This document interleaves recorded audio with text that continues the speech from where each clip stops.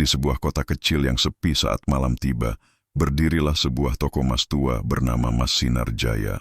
Bangunannya tampak kuno, dindingnya retak, dan papan namanya sudah mulai lapuk. Namun anehnya, toko itu tetap ramai pembeli di siang hari. Tidak ada yang tahu siapa pemilik aslinya, karena yang menjaga hanya seorang perempuan tua bisu yang duduk di belakang etalase emas. 5 perampok profesional yang sudah lama mengincar toko-toko emas, akhirnya memilih toko itu sebagai sasaran. Mereka menganggap toko kuno itu mudah dibobol. Mereka adalah Tony, Bram, Dika, Ijal, dan Oji. Dari kelima orang itu, hanya Oji yang dikenal memiliki ilmu hitam, kekebalan, dan pengusir roh. Dia pernah belajar ilmu dari seorang kiai nyeleneh di daerah pesisir selatan. Malam itu mereka menyelinap masuk setelah toko tutup.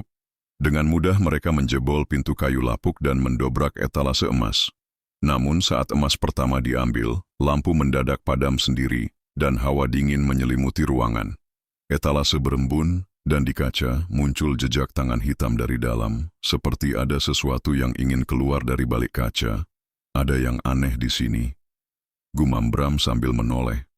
Tiba-tiba terdengar suara derit kayu seperti langkah kaki dari lantai atas toko. Padahal toko itu tidak punya lantai 2. Lalu terdengar suara tawa kecil perempuan. Hehehe, banyak yang datang malam ini. Mereka sontak menoleh ke arah suara. Dari pojok ruangan muncul sosok wanita tua. Wajahnya hangus seperti terbakar, matanya hitam pekat, dan darah menetes dari ujung bibirnya. Tubuhnya melayang. Rambutnya menjuntai hingga menyentuh lantai. Ijal langsung pingsan di tempat. Tony dan Dika mencoba lari, tapi pintu toko mendadak tertutup rapat dan terkunci sendiri, meskipun tanpa ada yang menyentuh. Oji, yang merasa punya ilmu, mulai membaca mantranya sambil menggosok jimat. Ia menyebut-nyebut nama-nama leluhur dan mulai mengayunkan pisau pusaka. Sosok tua itu hanya tersenyum.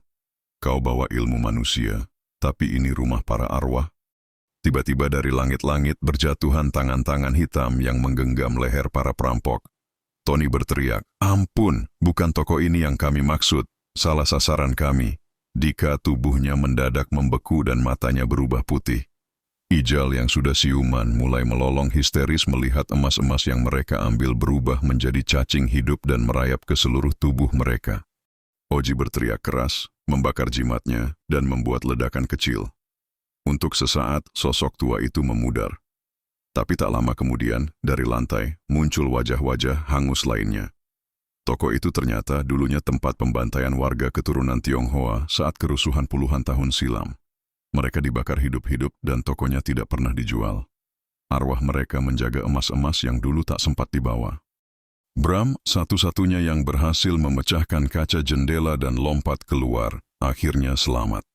Namun setelah itu, setiap malam, dia selalu bermimpi berada di toko itu kembali, dikejar sosok tua dengan wajah hangus dan cacing-cacing emas.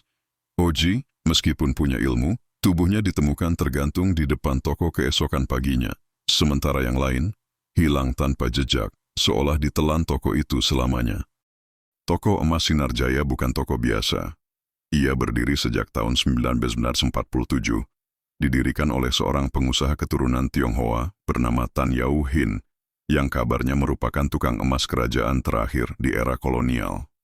Emas-emas yang dijual di sana bukan hanya sekadar logam mulia, tapi hasil dari peleburan perhiasan pusaka, cincin-cincin kuno bertuah, hingga jimat-jimat yang diambil dari mayat-mayat bangsawan mati penasaran. Tan Yau Hin dikenal tertutup. Toko itu tidak pernah membuka lowongan kerja. Ia hanya dibantu oleh istrinya, Nyonya Mei Lin, dan seorang anak perempuan mereka yang pendiam dan lumpuh, bernama Anki. Mereka tinggal di lantai 2 toko itu. Namun, sejak terjadi kerusuhan etnis di akhir dekade 60-an, toko itu terbakar, dan keluarga Tan hilang secara misterius. Warga sekitar mengira mereka sudah mati terbakar. Tapi anehnya, api padam dengan sendirinya setelah menjilat separuh toko, dan keesokan harinya, toko itu kembali utuh, berdiri tanpa bekas api, seperti tak pernah terjadi kebakaran. Namun toko itu tak pernah dijual, tak pernah pindah tangan.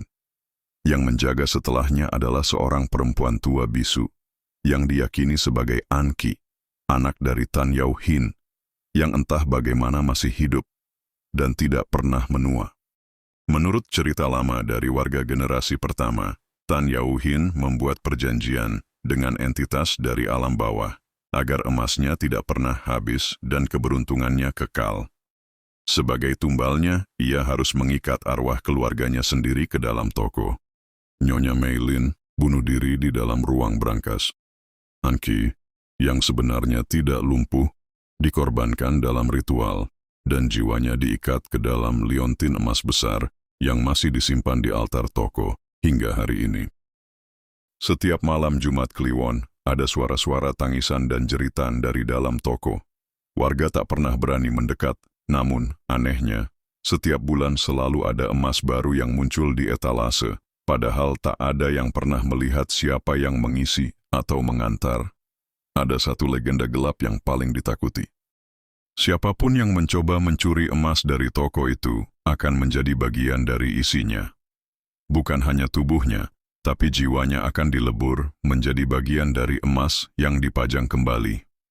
Dan konon, jika kau menatap terlalu lama ke cermin besar di toko itu, kau bisa melihat wajah-wajah orang yang mencoba mencuri, berteriak dari balik kaca, memohon untuk dibebaskan.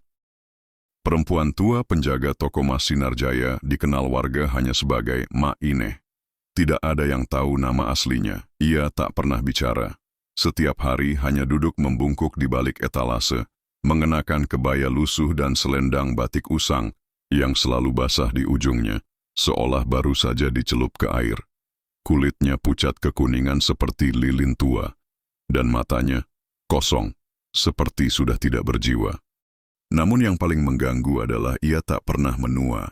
Mak Ineh sudah duduk di sana sejak toko kembali dibuka pasca kebakaran misterius tahun 1987. Warga yang kini sudah tua mengatakan bahwa wajah Mak Ineh tak pernah berubah sejak mereka kecil. Dia seperti diberi waktu yang berhenti berjalan. Tapi cerita sebenarnya jauh lebih kelam. Mak Ineh dulunya bukan manusia biasa. Ia adalah pembantu keluarga Tan, tapi memiliki garis keturunan dari penjaga gerbang spiritual wilayah selatan. Ia menguasai ilmu pelindung pusaka dan pengikat roh. Ketika keluarga Tan memulai ritual hitam demi kekayaan abadi, Mak Ineh menolak, tapi justru ia dikorbankan terakhir, setelah roh-roh keluarga Tan dikunci ke dalam emas dan dinding toko. Namun sebelum tubuhnya mati, Mak Ineh bersumpah akan menjaga toko itu selamanya, bukan untuk melindungi emasnya, tapi untuk menjaga agar roh-roh keluarga Tan tidak bisa keluar. Tubuhnya mati, tapi jiwanya tetap dipaksa bertahan oleh kekuatan perjanjian yang belum tuntas. Ia menjadi penjaga gerbang, penyeimbang antara dunia manusia dan kutukan yang dipelihara toko itu. Setiap malam, ia berjalan perlahan dari belakang toko ke ruang brankas, membawa mangkuk kecil berisi darah ayam hitam. Ritual itu dilakukan agar roh-roh yang terikat di dalam emas tidak meronta dan mengamuk. Namun, jika ada yang berani mengambil emas tanpa izin, maka ia takkan menghentikan apa yang terjadi, karena tugasnya bukan menyelamatkan manusia, tugasnya hanya satu: menjaga agar toko tetap berdiri dan para penghuni di dalam tidak keluar ke dunia.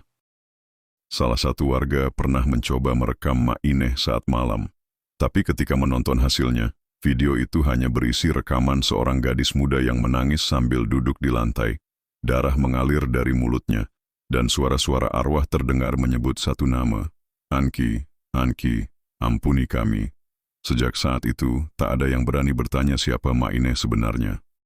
Tapi mereka tahu, selama toko itu masih berdiri dan Mak Ineh masih duduk di sana, tidak ada warga sekeliling toko yang bisa benar-benar tidur tenang.